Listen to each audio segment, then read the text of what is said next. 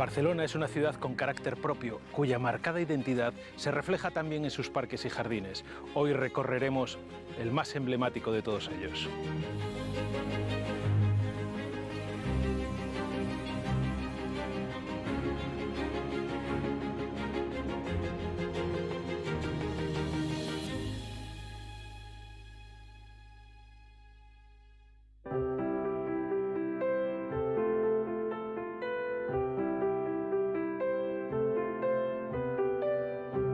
En 1899, el empresario catalán Eusebi Güell compró un terreno yermo en la periferia de la ciudad de Barcelona. Allí quiso construir una urbanización de lujo y para eso le encargó su diseño a Antoni Gaudí.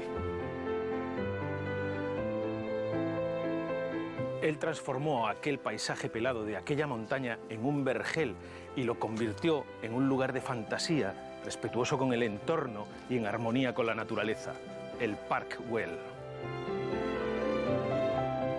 ¿Cómo consiguió Gaudí transformar un terreno baldío y expuesto a la erosión en un espacio siempre verde? ¿Qué soluciones empleó para construir un parque urbanizado sin apenas alterar la fisonomía del paisaje natural? ¿Por qué se considera el Parc Güell un modelo precursor de la arquitectura sostenible? Hoy recorreremos los senderos sinuosos del Parc Güell y descubriremos los secretos de esta obra de arte que combina a la perfección arquitectura y paisaje.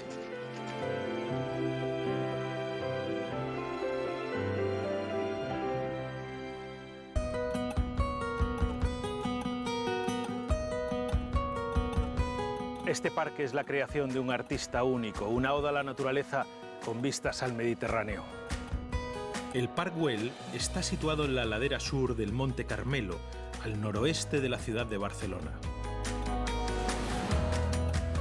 Los elementos más destacados del parque son los caminos, los viaductos, el Calvario, los jardines de Austria, la Plaza de la Naturaleza, la Escalinata del Dragón y la Sala Hipóstila.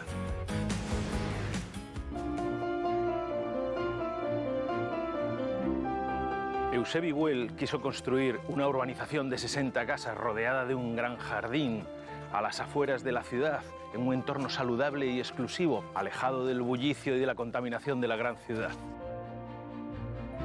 Estos dos pabellones, diseñados por Gaudí y definidos por Dalí como arquitectura comestible, estaban dedicados a administración este y vivienda del portero aquel. El genio extraordinario de Gaudí, su gran capacidad de observación y el minucioso estudio que hizo de los sistemas naturales dotaron al Parc Güell de una belleza profunda que surge de la perfecta armonía entre vegetación, arquitectura, ingeniería y ornamentación.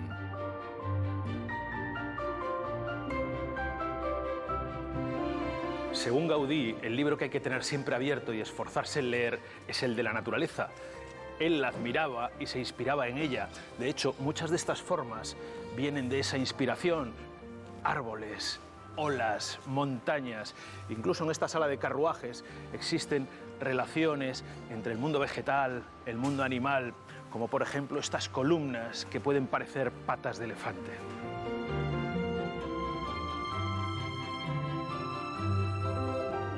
Cuando comenzaron las obras de urbanización en la montaña pelada, la vegetación era muy pobre. La fuerte pendiente del terreno y la impermeabilidad del subsuelo favorecían la erosión provocada por el agua. Gaudí, que conocía el problema, conservó los árboles existentes y realizó nuevas plantaciones con especies autóctonas mediterráneas, como el pino carrasco o el algarrobo, capaces no solo de sobrevivir en ese tipo de suelo, sino de mejorarlo.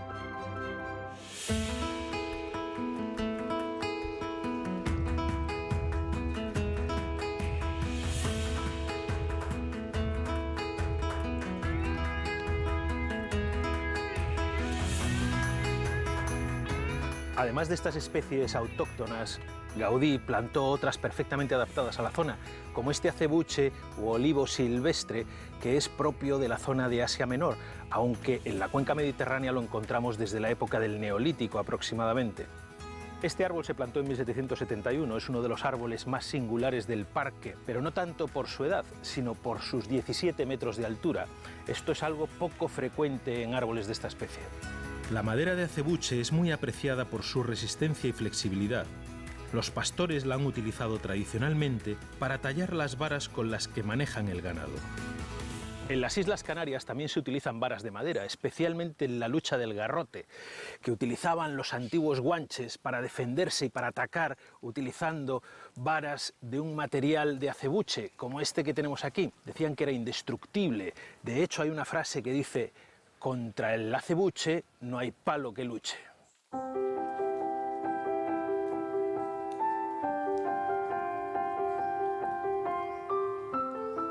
Antonio Gaudí nace en 1852 en Reus, en el seno de una familia de artesanos caldereros, y de pequeño sufría algún problema de reuma que le obligaba a pasar largas temporadas al aire libre, en una masía de su familia, en Ruidoms, con vistas a las montañas de Prades.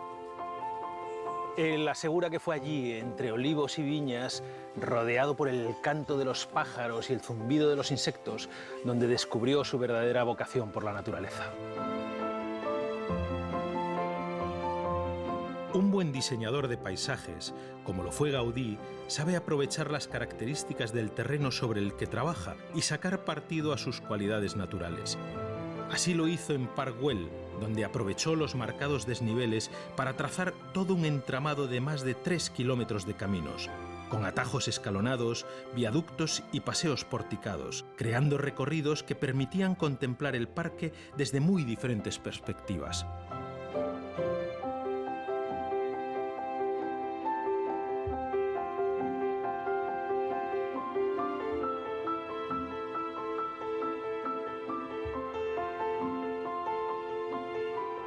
Este paso porticado es el lugar ideal para protegerse del sol, pero también de la lluvia. Estamos en la parte inferior de uno de los 3 viaductos que recorren el parque por su zona oriental. Estos pilares de aquí se construyeron de ladrillo, el alma es de ladrillo, y fueron revestidos con piedra de la propia montaña. Se dejó sin desbastar, así, de esta manera, para dar la sensación de gruta, de algo primitivo. Además del viaducto inferior, de un particular estilo gótico, Gaudí trazó otros 2, el viaducto intermedio, con reminiscencias barrocas, también llamado viaducto del Algarrobo, y el superior o de las Jardineras, donde el arquitecto hace una reinterpretación del estilo románico. Los 3 se construyeron con la anchura necesaria para permitir la circulación de carruajes, dejando los pasos porticados para los viandantes.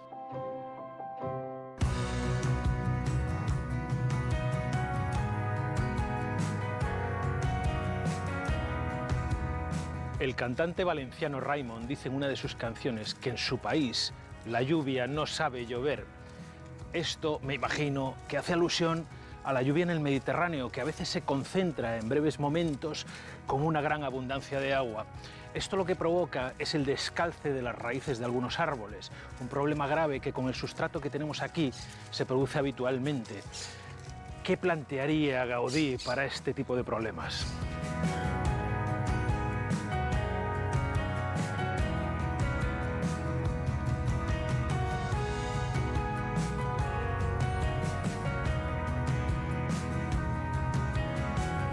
No me quiero ni imaginar cómo era esto antes de la intervención, antes de la urbanización, ¿no? Antes de que hubieran árboles, ¿no? Claro, una locura, ¿no? Una locura. De hecho, ese era el problema un poco que le plantearon a Gaudí, ¿no? Güell quería hacer un parc con K, o sea, una residencia al modo británico, ¿no? En árboles, en un bosque, y lo que se encuentra es un lugar que le llamaban la Montaña Pelada.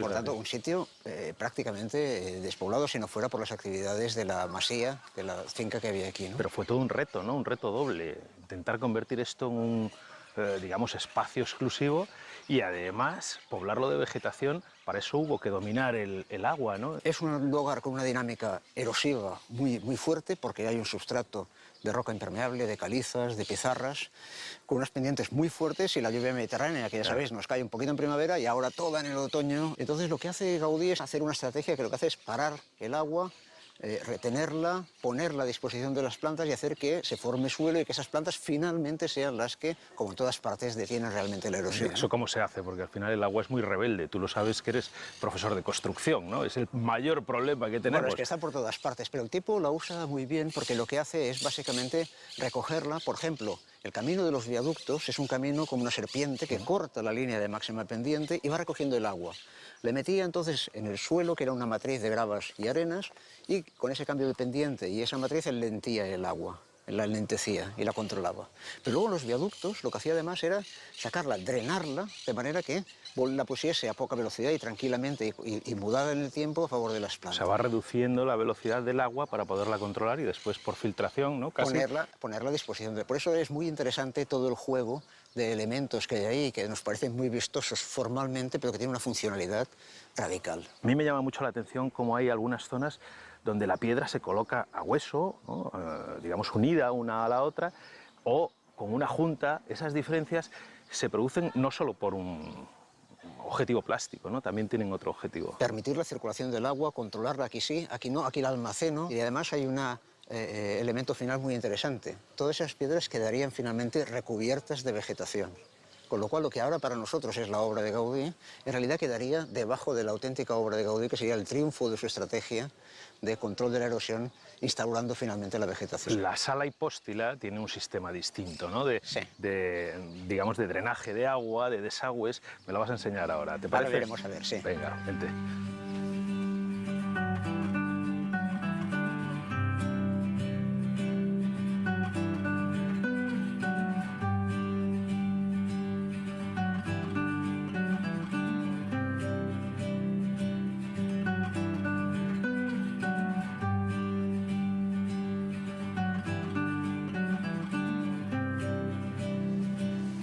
Esta sala hipóstila lo que hace es recoge las aguas de lluvia de la plaza superior, que se filtran por la arena, y aquí las columnas, que están hechas con elementos prefabricados de hormigón, tienen ese capitel, entre ellos se juntan con esos nervios, que son en realidad piezas de hormigón armado, y sobre ellas se forja una bóveda tabicada de ladrillo. Luego se llena con arenas y gravas, de forma que el agua de lluvia filtra, se dirige por esa configuración hacia los capiteles de las columnas, y ahí dentro hay unos bajantes de agua que recogen esas aguas pluviales y las conducen a un depósito que está justamente debajo nuestro. De hecho, el dragón del parque era el rebosadero del depósito. Y esas aguas van a una fuente de plantas acuáticas, ¿no? Bueno, yo voy a seguir sumergiéndome en el universo Gaudí, en todos estos secretos. Muy bien.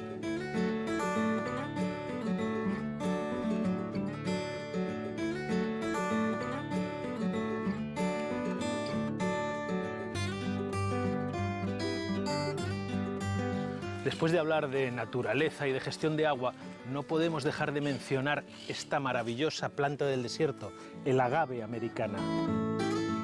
El agave americana es una especie originaria de México. Sus hojas suculentas forman una roseta en espiral alrededor del tallo que queda oculto. En los últimos años se han realizado varios estudios acerca del metabolismo de esta planta, que le permite sobrevivir en climas extremos con escasez de agua. Los estomas son los poros por donde transpiran las plantas y por donde reciben el dióxido de carbono que a través de la fotosíntesis les sirve para convertirlo en oxígeno.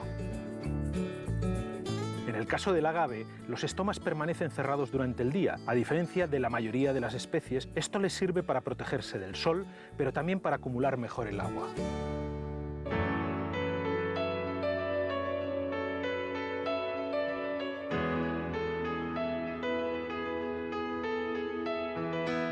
Las obras de urbanización impulsadas por Eusebi Güell comenzaron en 1900 y terminaron en 1914, pero fueron un absoluto fracaso. De las 60 viviendas que se habían planificado, se llegaron a construir únicamente 2. Una de ellas era del amigo y colaborador de Gaudí, Francesc Berenguer, que convirtió su vivienda en una casa de muestra, o lo que hoy se llama una casa piloto. Gaudí compró la casa piloto y vivió en ella durante 19 años. Él fue quien trazó el jardín original con diferentes terrazas, plantaciones de arbustos y aromáticas, y 2 senderos bajo pérgolas parabólicas cubiertas de algunas especies trepadoras. Peredot y Martínez, uno de los más grandes rosalistas del mundo, cuenta que cuando era pequeño le preguntó al maestro que qué color de entre todas las rosas le gustaba más, y Gaudí le dijo que de entre todas las rosas y del resto de las flores, lo que más le interesaba no era el color, sino el perfume. Así que al día siguiente, en su patio, plantó un grupo de aromáticas para agradar a su dueño.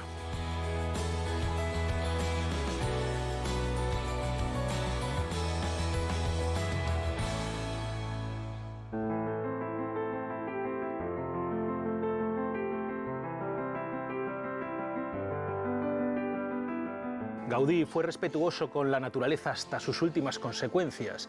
De hecho, cuentan que en otra de sus obras, en la cripta de la colonia Güell, hizo desviar el trazado de una escalera para respetar un pino que había allí. Cuando le preguntaron, lo que dijo fue: esta escalera yo tardo 3 semanas en hacerla, mientras que este pino tarda 20 años en crecer.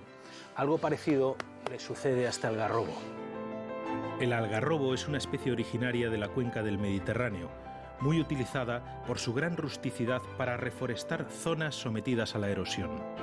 Su fruto, la algarroba o garrofa, se ha utilizado históricamente como forraje para el ganado, pero también para el consumo humano en épocas de escasez.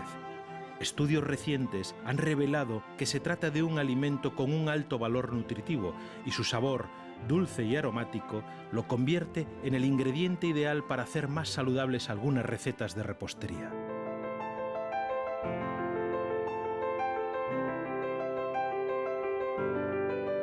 El Parc Güell es un jardín cargado de simbolismo y prueba de ello es este Paseo de las Palmeras, donde tenemos una serie de 150 bolas flanqueando el camino a modo de cuentas. Se llama el Camino del Rosario. Aquí tenemos palmeras canariensis. ¿Pero qué otras plantaciones originales se conservan en este parque?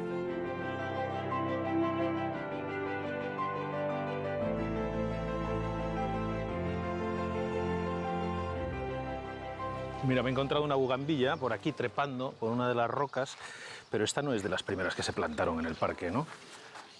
Sí y no, es decir, forma parte de las incorporaciones que se han hecho en estos últimos años, pero cuando Gaudí empezó a construir sí que incorporó y tenía la intención de que hubiera una vegetación profusa y especialmente de trepadoras. Esto lo fue incorporando. De hecho, parte de la arquitectura de las estructuras de piedra está pensada para que el agua penetre y haga aportación de agua para que las plantas, sin un sistema de riego específico, pudieran subsistir. ¿Cuáles fueron los primeros árboles en los que más confiaban? Tenemos algarrobos, tenemos olivos, tenemos almendros, es decir, un paisaje típicamente mediterráneo. En el año 1921, cuando se formalizó la compra por parte del ayuntamiento, aquí había más de 2.000 pinos, muchos de ellos muy jóvenes. ¿Qué quiere decir? Que se habían hecho plantaciones y habían ido proliferando.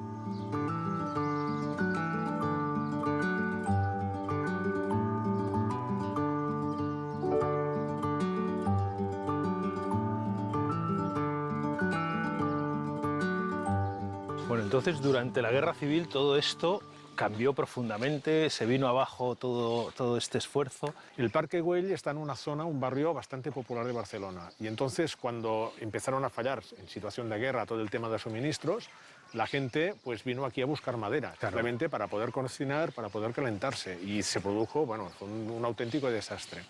Y también se produjo un proceso de descuido del parque, es decir, los jardineros no estaban y el parque se vio descuidado. Vamos avanzando en el tiempo y nos encontramos que a partir de los años 70 y 80 el parque empieza a recibir, a través precisamente de la revalorización de la figura de Gaudí, empieza a recibir un aporte cada vez mayor de gente. Y esto pasa a ser espectacular a partir de cuando entramos en el siglo XXI.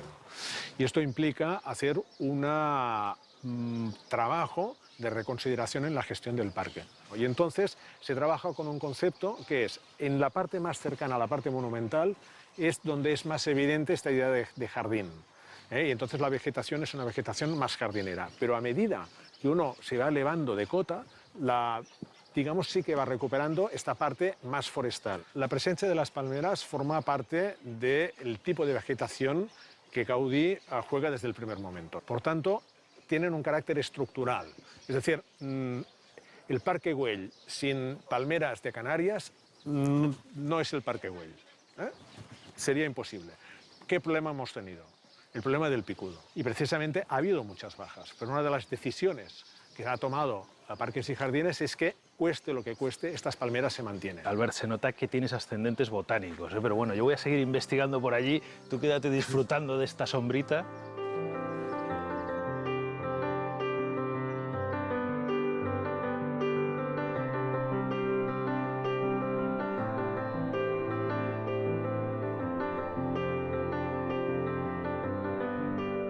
Gaudí era consciente de que ningún ser humano había construido nunca estructuras tan bellas y funcionales como las de la naturaleza, y estaba convencido de que a través de la funcionalidad se alcanzaba irremediablemente esa belleza.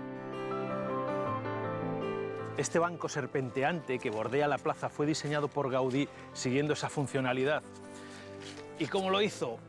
Pues construyó una maqueta de yeso y antes de que fraguara sentó a un operario en esa maqueta para conseguir una forma verdaderamente ergonómica. Y la verdad es que es bastante cómodo. El banco de la Plaza de la Naturaleza está revestido con la técnica del trencadís, característica de la arquitectura modernista catalana y marca personal de Gaudí. Esta técnica consiste en revestir superficies a partir de fragmentos irregulares de diversos materiales como vidrio, cerámica o piedra. El trencadís es una técnica utilizada por Gaudí para reciclar materiales y prueba de ello son unos trocitos de vajilla del padre de Josep Maria Jujol que podemos encontrar por aquí. Tal vez, quizás sean estos. Josep Maria Jujol fue un discípulo y colaborador de Gaudí, especialmente en los diseños de estos mosaicos.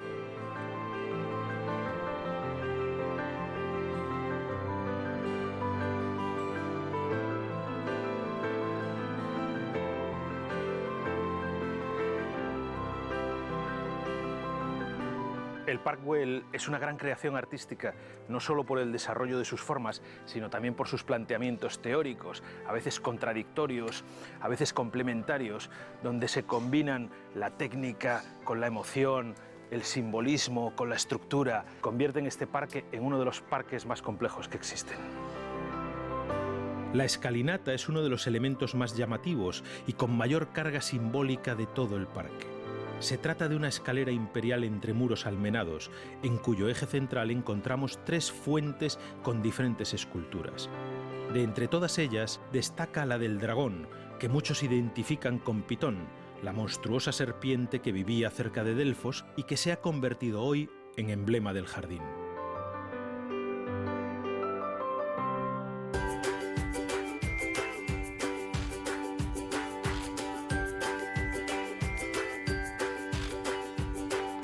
Con el paso del tiempo, Gaudí fue llegando a una vida más austera, casi rayando el ascetismo. Decían que tenía una dieta sencilla. Normalmente llevaba en el bolsillo un puñado de almendras o de avellanas que probablemente recogieran algunos de los árboles del parque.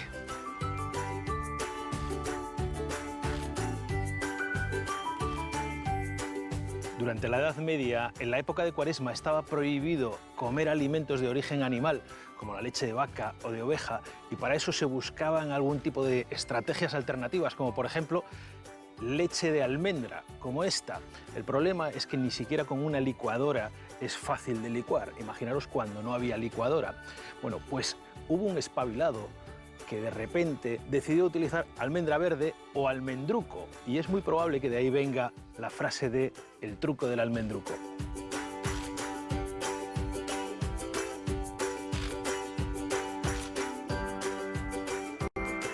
Además de almendros, hay otras muchas especies que pueblan la parte alta del parque, dando la sensación de bosque, pero a pesar de ser plantadas, han cumplido su función, que es la de realmente parecer una naturaleza salvaje.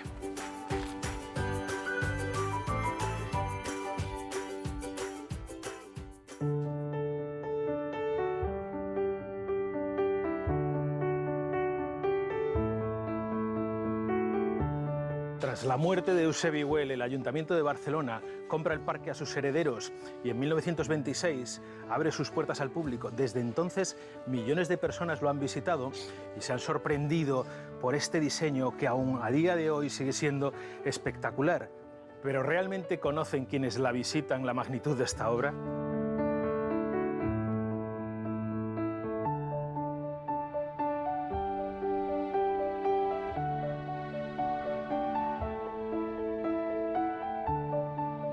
Raquel, ¿cuántos años crees que estuvo viviendo aquí el maestro Gaudí? El maestro Gaudí vivió aquí pues, desde el año 6 hasta el 26, que fue cuando murió. ¿Tú crees que esto fue una donación por amistad o fue parte del pago de sus honorarios? No, esta la compró. Esta la compró. La compró él. La compró él. Gaudí hacía trabajos para Güell de arquitectura, de urbanismo. Empezó a trabajar con él en 1878 en Comillas, donde hay un enclave modernista catalán de primera categoría. Por tanto, Güell y Gaudí, 40 años de amistad, hizo que se compenetraran muchísimo en gustos, en ideas. ¿Cómo comenzó? ¿Fue Eusebi el que fue a buscar a Gaudí o al revés? ¿Cómo se encontraron? Hay quien dice que Eusebi Güell vio un mueble en París, y es posible que sea verdad, y que preguntó de quién era. ¿Qué quiere decir eso? ¿Que no conocía Eusebi Güell que existía un Toni Gaudí? No. Y lo que está muy claro es que se avinieron y aprendieron el uno del otro y llevaron adelante un proyecto extraordinario, catalanista, social, artístico, arquitectónico. Realmente son importantes muchas cuestiones, ¿no? La política, la religión, la arquitectura, el arte, etcétera. Pero me lo vas a contar ahora, vente conmigo.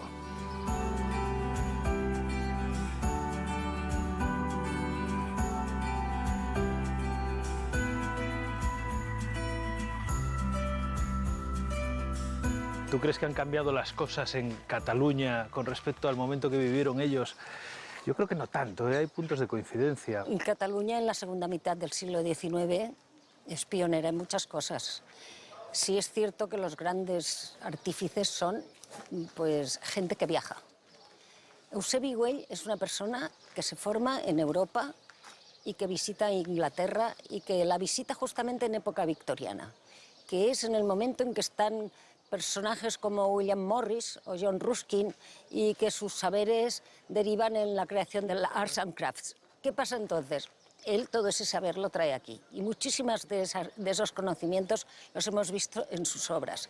Los vemos en el Palacio Güell, en algunas cosas de la finca Güell. Tenía una gran formación musical también. De hecho, Gaudí le construyó una sala de música, que es casi el hall principal del palacio. El Palacio Güell, de hecho, es el palacio de la música que existe por parte privada en Barcelona. Y la religión también es algo que les une. Los dos están en relación también con los obispos más importantes de la época. Pues hablando de religión, yo me voy a seguir con mi calvario particular, ¿vale?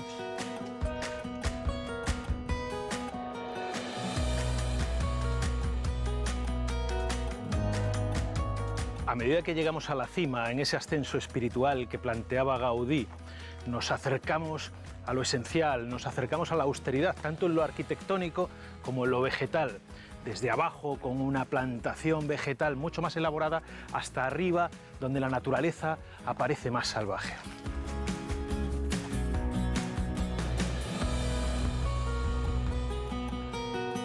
El proyecto original de la urbanización contemplaba la construcción de una capilla en la cima de la montaña Pelada. Sin embargo, esa primera idea se desestimó y en su lugar se construyó el Calvario, un monumento de piedra de planta circular coronado con 3 cruces y que ofrece unas vistas espectaculares de la ciudad de Barcelona.